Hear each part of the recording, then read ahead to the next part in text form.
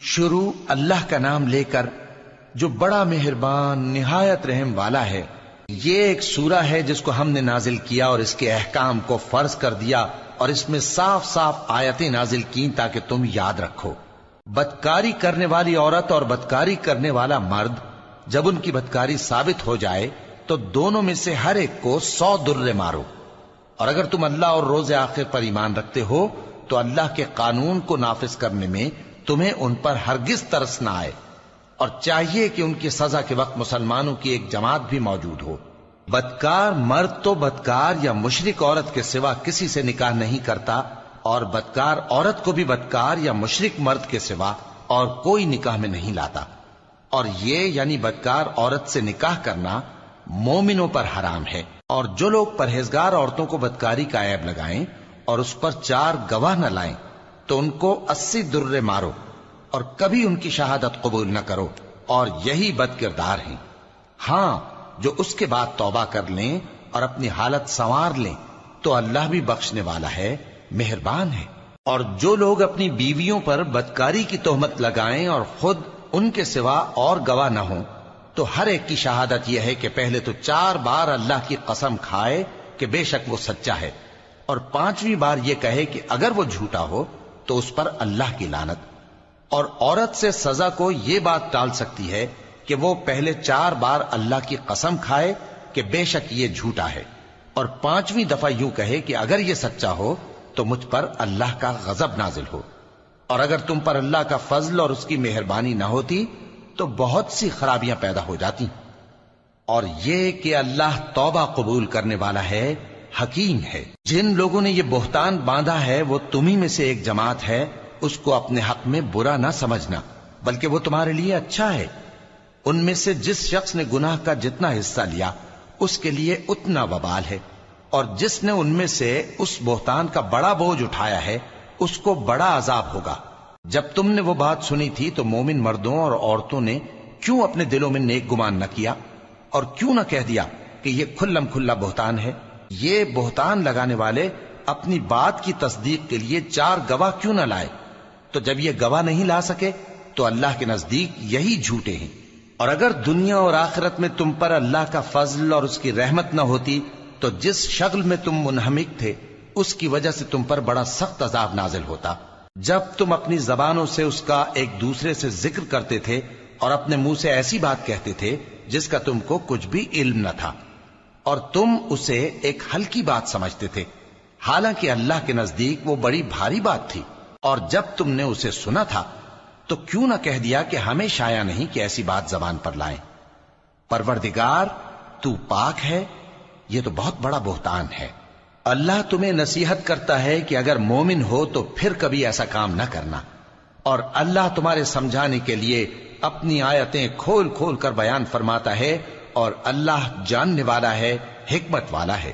جو لوگ اس بات کو پسند کرتے ہیں کہ مومنوں میں بے حیائی یعنی تہمت بدکاری کی خبر پھیلے، ان کو دنیا اور آخرت میں دکھ دینے والا عذاب ہوگا، اور اللہ جانتا ہے اور تم نہیں جانتے۔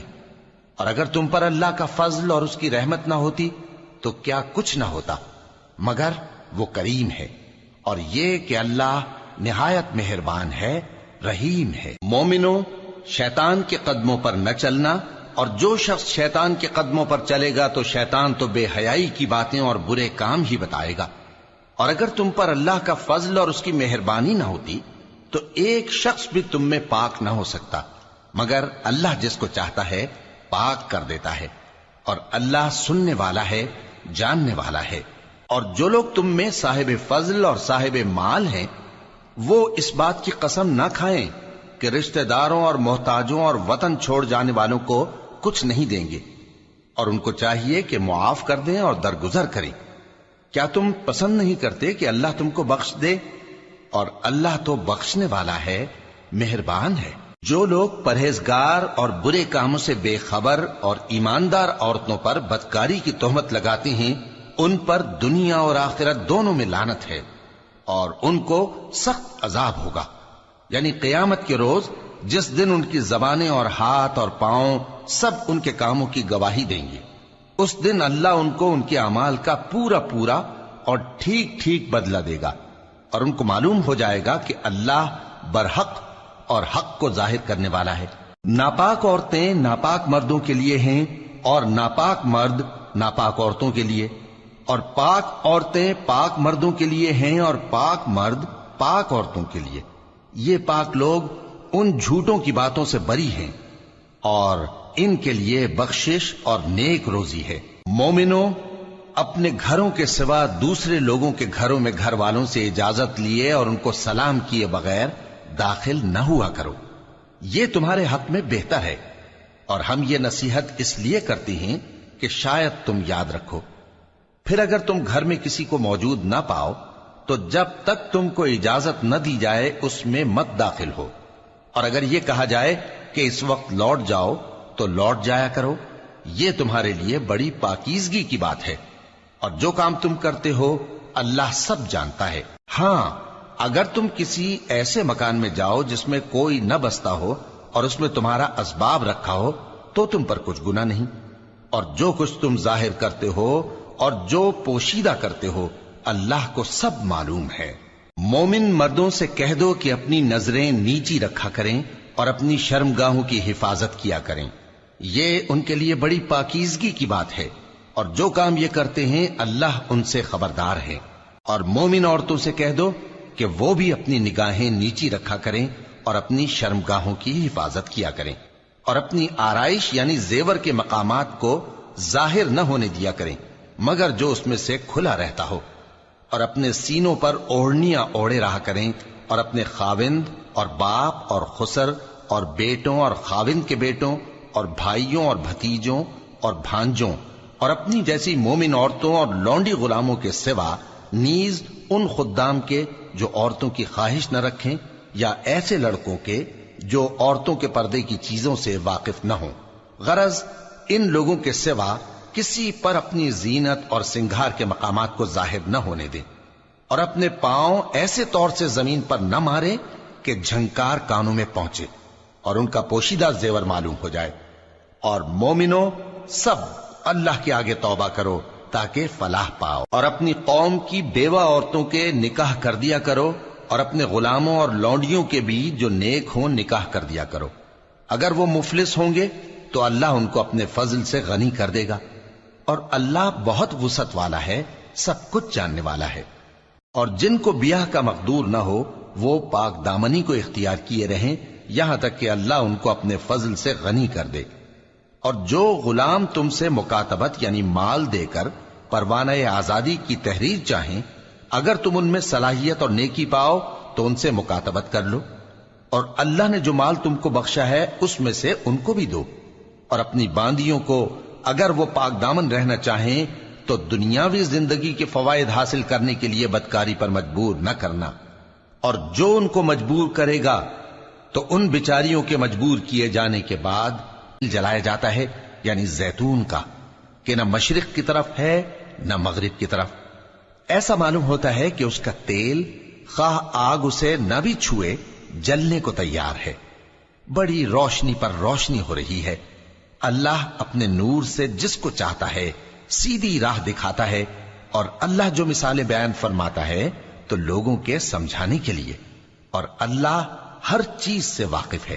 وہ قندیل ان گھروں میں ہے جن کے بارے میں اللہ نے ارشاد فرمایا ہے کہ بلند کیے جائیں اور وہاں اللہ کے نام کا ذکر کیا جائے، اور ان میں صبح و شام اس کی تسبیح کرتے ہیں۔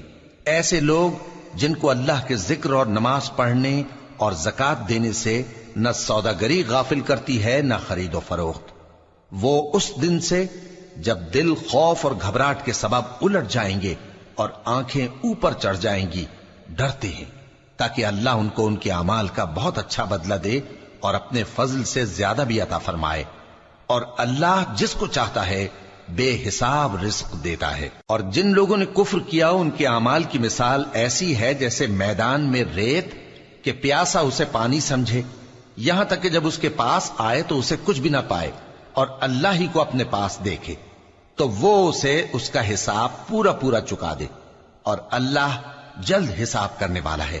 یا ان کے اعمال کی مثال ایسی ہے جیسے گہرے سمندر میں اندھیرے جس پر لہر چڑھی چلی آتی ہو اور اس کے اوپر اور لہر آ رہی ہو، और उसके ऊपर बादल हो, गरज अंधेरे ही अंधेरे हो, एक पर एक छाया हुआ, जब अपना हाथ निकाले तो कुछ न देख सके। और जिसको अल्लाह रोशनी न दे उसको कहीं भी रोशनी नहीं मिल सकती। क्या तुमने नहीं देखा कि जो लोग आसमानों और जमीन में हैं अल्लाह की तस्बीह करते रहते हैं, और पर फैलाए हुए परिंदे भी, और सब अपनी नमाज और तस्बीह के तरीके से वाकिफ हैं, और जो कुछ वो करते हैं सब अल्लाह को मालूम है। और आसमान और जमीन की बादशाही अल्लाह ही के लिए है, और अल्लाह ही की तरफ लौट कर जाना है। क्या तुमने नहीं देखा कि अल्लाह ही बादलों को चलाता है, फिर उनको आपस में मिला देता है, फिर उनको तह बतह कर देता है, फिर तुम देखते हो कि बादल से मेंह निकल कर बरस रहा है, और आसमान में जो ओलों के पहाड़ हैं उनसे ओले नाजिल करता है, तो जिस पर चाहता है उसको बरसा देता है, और जिससे चाहता है हटा रखता है। और बादल में जो बिजली होती है उसकी चमक आंखों को खीरा करके बीनाई को उचके लिए जाती है। अल्लाह ही रात और दिन को बदलता रहता है। अहले बसारत के लिए इसमें बड़ी इबरत है। और अल्लाह ही ने हर चलने फिरने वाले जानदार को पानी से पैदा किया, तो उनमें से बाज ऐसे हैं कि पेट के बल चलते हैं, और बाज ऐसे हैं जो 2 पांव पर चलते हैं, और बाज ऐसे हैं जो 4 पांव पर चलते हैं। अल्लाह जो चाहता है पैदा करता है। बेशक अल्लाह हर चीज पर कादिर है। हम ही ने रोशन आयतें नाजिल की हैं, और अल्लाह जिसको चाहता है सीधे रास्ते की तरफ हिदायत करता है। और बाज लोग कहते हैं कि हम अल्लाह पर और रसूल पर ईमान लाए और उनका हुक्म मान लिया, फिर उसके बाद इनमें से एक फरीक फिर जाता है, और ये लोग साहिब ईमान ही नहीं हैं।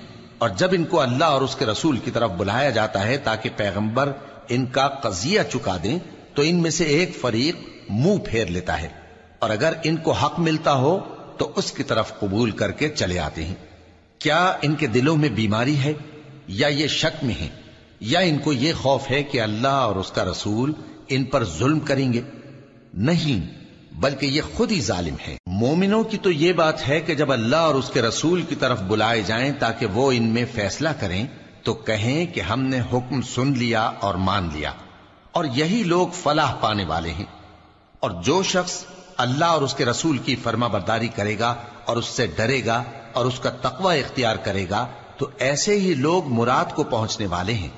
और ये अल्लाह की सख्त सख्त कस्में खाते हैं कि अगर तुम इनको हुक्म दो तो सब घरों से निकल खड़े हों। कह दो कि कस्में मत खाओ, पसंदीदा फर्माबरदारी दरकार है। बेशक अल्लाह तुम्हारे सब अमाल से खबरदार है। कह दो कि अल्लाह की फर्माबरदारी करो और रसूल के हुक्म पर चलो।